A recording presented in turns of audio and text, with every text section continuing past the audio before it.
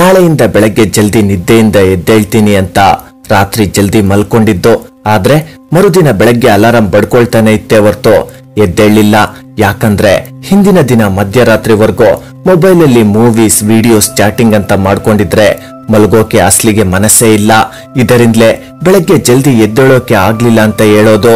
ಸಮಯವಿಲ್ಲ ಸ್ನೇಹಿತ, ಆದ್ರೆ ನಿನ್ನ ಲಕ್ಷ್ಯ, ಗುರಿ ಮಾತ್ರ ದೊಡ್ಡದು ಅಂತ ಗುರ್ತಿಸು. ಎಲ್ಲರೂ ಎದ್ದೇಳೋಕ್ಕಿಂತ ಮುಂಚೆನೆ ನೀನು ನಿದ್ದೆಯಿಂದ ಎದ್ದು ನಿನ್ನ ಕೆಲಸದಲ್ಲಿ ತೊಡಗಬೇಕಲ್ವಾ? ನೀನು ಪ್ರತಿಕ್ಷಣ ವೇಸ್ಟ್ ಮಾಡ್ದಾಗ್ಲೂ ನಿನ್ನ ಕೈಯಿಂದ ಒಂದು ಅಮೂಲ್ಯವಾದ ಅವಕಾಶವನ್ನ ನೀನ್ ಕೈಯಾರೆ ಕಳ್ಕೊಳ್ತಿದೀಯಾ. ಆದ್ರೂ ನಾವು ನಿದ್ದೆ ಹೋಗ್ತಾನೆ ಇರ್ತೀವಿ.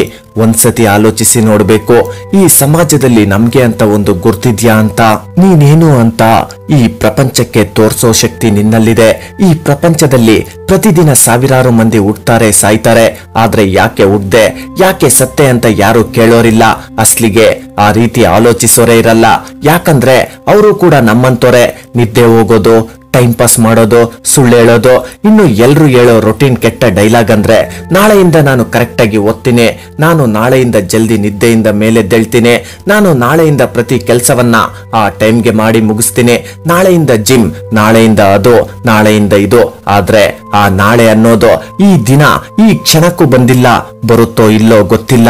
ಕೈಲಾಗ್ದೋರು ಹೇಳೋ ಮಾತದು ನಾಳೆ ಮಾಡ್ತೀನಿ ಅನ್ನೋದು. ಈ ರೀತಿ ಇರೋರ್ ಜೀವನವನ್ನ ಯಾರು ಬದಲಾಯಿಸ್ತಾರೆ? ಇವರ ಅಭ್ಯಾಸವನ್ನ ಜೀವನದ ಕೊನೆ ಕಾಲದಲ್ಲಿ ಈಗ ಅನ್ಕೊಳ್ತಾರೆ, ಸ್ವಲ್ಪ ಈ ಜೀವನದಲ್ಲಿ ಟೈಮ್ ಸಿಕ್ಕಿದ್ರೆ ಚೆನ್ನಾಗಿರುತ್ತೆ ಅಂತ ಮನಸ್ಸಾರೆ ಆಸ್ವಾದಿಸೋಕೆ, ಕಂಡ ಕನಸನ್ನ ನನಸು ಮಾಡ್ಕೊಳ್ಳೋಕೆ, ಅನಾವಶ್ಯಕವಾದ ವಿಚಾರದಲ್ಲಿ ತನ್ನ ಇಡೀ ಜೀವನವನ್ನ ವೇಸ್ಟ್ ಮಾಡಿ ಯಾರಾದ್ರೂ ನನ್ನ ಕೈ ಹಿಡಿದು ನಡೆಸಿದ್ರೆ ಒಳ್ಳೇದು. ಆದ್ರೆ ಈ ದಿನಗಳಲ್ಲಿ ಒಳ್ಳೇದೇಳೋರು ಎಲ್ರಿಗೂ ಕೆಟ್ಟವರಾಗಿ ಬದಲಾಗಿರ್ತಾರೆ. ಏನಾದ್ರೂ ಹೇಳಿದ್ರೆ ಬೆಳಗ್ಗೆ ಎದ್ದೇಳ್ಬೇಕಂದ್ರೆ ಆಗಲ್ಲ ಅಂತಾರೆ. ಏನೋ ದಿನಪೂರ್ತಿ ಕಷ್ಟಪಟ್ಟಂಗೆ ಹೇಳೋದು. ಆದ್ರೆ ನಿಜವಾಗಿ ನೋಡಿದ್ರೆ ಅರ್ಧ ರಾತ್ರಿವರೆಗೆ ಎದ್ದಿರೋ ಒಂದು ಕೆಟ್ಟ ಅಭ್ಯಾಸಕ್ಕೆ ಗುಲಾಮನಾಗಿದ್ದೀನಿ ಅಂತ ಮಾತ್ರ ಒಪ್ಕೊಳ್ಳೋದಿಲ್ಲ. ಓ ಸ್ನೇಹಿತ, ಒಂದೇ ಒಂದು ದಿನ ಬೆಳಗ್ಗೆದ್ದು ಆಲೋಚಿಸೋಣ.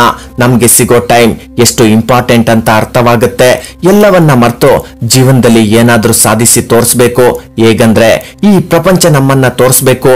ಒಂದು ಉದಾಹರಣೆಯಾಗಿ, ಯಾರ್ಯಾರೋ ಈ ದಿನ ಜಲ್ದಿ ಮಲಗಿ ಸೂರ್ಯೋದಯಕ್ಕಿಂತ ಮುಂಚೆ ಯಾರು ನಿದ್ದೆಯಿಂದ ಎದ್ದೇಳ್ಬೇಕು ಅಂದ್ಕೊಂಡಿದ್ದೀರೋ ಅವರು ಅದನ್ನ ಕೇವಲ ಮಾತಲ್ಲಲ್ಲ, ಕಾರ್ಯದಲ್ಲೂ ಮಾಡಿ ತೋರಿಸಿ. ಎಷ್ಟು ಕಾಲ ಅಂತ ಏನೋ ಸಾಧಿಸ್ಬೇಕು ಅಂತ ಅಂದ್ಕೊಂಡೆ ಜೀವನ ನಡೆಸೋದು, ಮತ್ತೆಷ್ಟು ಕಾಲ ಏನೇನೋ ಕಾರಣಗಳನ್ನ ಕೊಡ್ತಾ ಹೀಗೆ ಕಾಲ ಕಳೆಯೋದು. ಏನ್ ಮಾಡ್ತಿದ್ಯಾ? ನಿನ್ ಜೀವನ ಬದಲಾಗೋಕೆ ಏನ್ ಮಾಡ್ತಿದ್ಯಾ ಅನ್ನೋ ಪ್ರಶ್ನೆಯಾಗಿ ಉಳಿದ್ಬಿಟ್ಟಿದೆ. ಆದ್ರೆ ಅಂದ್ಕೊಂಡಿದ್ದನ್ನ ಸಾಧಿಸೋಕೆ ಏನ್ ಮಾಡ್ತಿದ್ಯಾ? ಜೀವನದ ಗುರಿ ಸಾಧಿಸಲು ಅಡ್ಡಿಯಾಗ್ತಿರೋದೇನೋ ಅದ್ರ ಬಗ್ಗೆ ಯಾವತ್ತಾದ್ರೂ ಯೋಚಿಸಿದ್ಯಾ? ಅದನ್ನ ಮೀರಿ ನಿಲ್ಲೋದೇಗೆ ಅಂತ ಯೋಚಿಸಿದ್ಯಾ? ಜೀವನದ ಗುರಿ ಬಗ್ಗೆ ಆಲೋಚಿಸಿ ಅದನ್ನ ಸಾಧಿಸೋಕೆ ಆಗಾಗ ಪ್ರಯತ್ನ ಪಡ್ತೀವಿ. ಆದ್ರೆ ಕೆಲ ದಿನಗಳಲ್ಲೇ ಅದನ್ನ ಮರ್ತೋಗಿರ್ತೀವಿ. ಕಾಲ ಕಳೆದೋಗ್ತಿದೆ. ಗುರಿ ಬಗ್ಗೆ ಆಲೋಚಿಸ್ತಿದ್ದ ಆ ಆಲೋಚನೆಗಳೆಲ್ಲ ಮೂಲೆ ಗುಂಪಾಗಿದೆ ಅಲ್ವಾ? ನಮಗೂ ಒಂದು ಗುರಿ ಇದೆ, ಅದನ್ನ ಸಾಧಿಸಬೇಕು ಅನ್ನೋದನ್ನೇ ಮರ್ತೋಗಿದೀವಿ. ಸಮಯ ಕಳೆದಾಗೆ ಯಾವುದೋ ಒಂದು ಕೆಲಸ ಮಾಡ್ಕೊಂಡು ಈ ರೀತಿ ಬದುಕ್ತಾ ಟೈಮ್ ಕಳೀತಿದೀವಿ. ಸಮಯ ನಮ್ಮಿಂದ ದೂರ ಹೋಗ್ತಿದೆ. ಈಗ್ಲೂ ನಮ್ಮ ಗುರಿ ಬಗ್ಗೆ ಸರಿಯಾದ ಗಮನ ಇಲ್ಲ. ಅಷ್ಟಕ್ಕೂ ನಮ್ಮ ಗುರಿ ಸಾಧಿಸಬೇಕು ಅಂತಿದೀವಾ ಅಥವಾ ಅದನ್ನ ಬಿಟ್ಕೊಡ್ಬೇಕು ಅಂತಿದೀವಾ ಅಂದ್ರೆ ಈ ಪ್ರಶ್ನೆಗೆ ಸರಿಯಾದ ಉತ್ತರ ಇಲ್ಲ. ಒಂದ್ ಮಾತ್ ನೆನ್ಪಿಟ್ಕೋ ಸ್ನೇಹಿತ, ಈ ಜೀವನದಲ್ಲಿ ಪ್ರತಿದಿನಕ್ಕೆ ಇರೋದು 24 ಗಂಟೆಗಳೇ.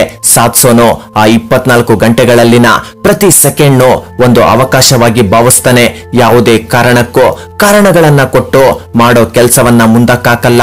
ಇನ್ನು ನೀನೇನಾಗ್ಬೇಕು ಅನ್ನೋದನ್ನ ನೀನೇ ನಿರ್ಧಾರ ಮಾಡು.